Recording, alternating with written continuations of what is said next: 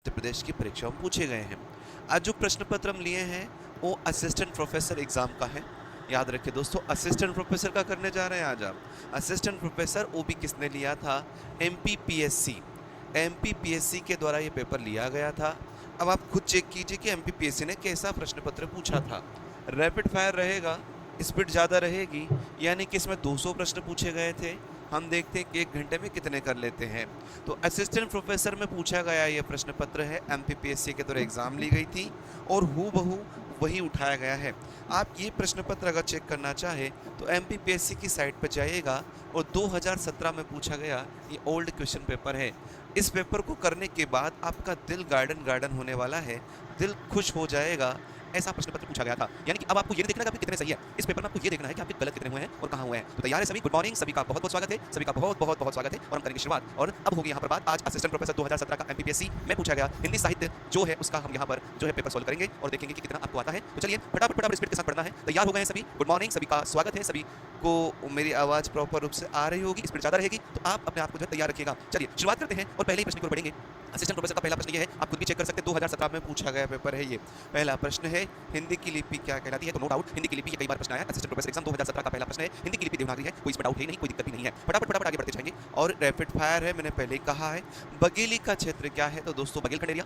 Baghelkhand area में जितने भी बोली या जितने भी क्षेत्र आते हैं, विशेष करके बघेलखंड का जो माना जाता है, जैसे रीवा है, सतना है, सतना है, सतना है, सीधी है, सिंगरौली है, सिंगरौली है, सिंगरौली है, इन सभी क्षेत्र में जो बोली जाती है।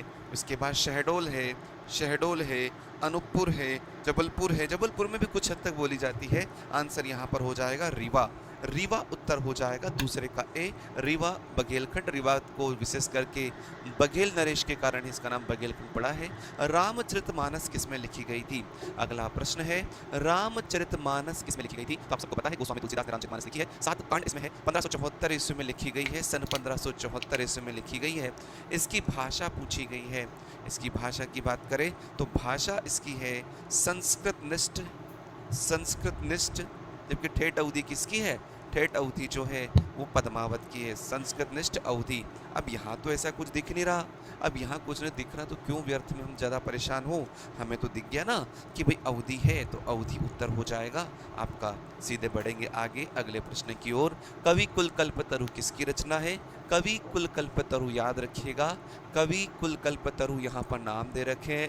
कुलपति है, चिंतामणि त्रिपाठी है, मतिराम है, देव है।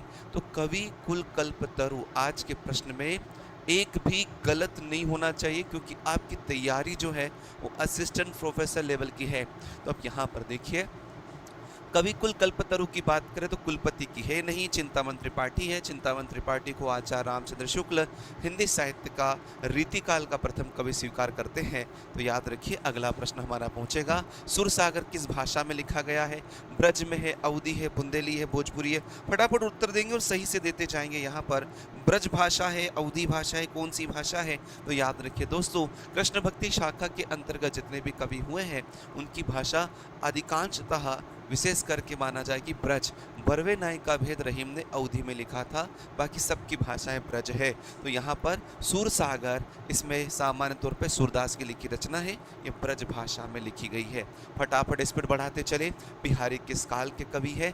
बिहारी किस काल के कवि हैं? तो बिहारी को सबको पता है, बिहारी मूलतः रीति सिद्ध कवि है। और रीति सिद्ध कवि के अलावा अगर देखा जाए तो इनको नगेंद्र रीतिबद्ध मानते हैं। रीति सिद्ध कवि है, रीति काल का सर्वश्रेष्ठ कवि इन्हीं को माना जाता है। रीति काल के सर्वश्रेष्ठ कवि, रीति काल के सर्वश्रेष्ठ कवि इन्हीं को माना जाता है। आज रैपिड फायर है दोस्तों, स्पीड तेज रहेगी, स्पीड बढ़कर रहेगी। रीतिकाल के लिए बात करें तो ये रीतिकाल यानी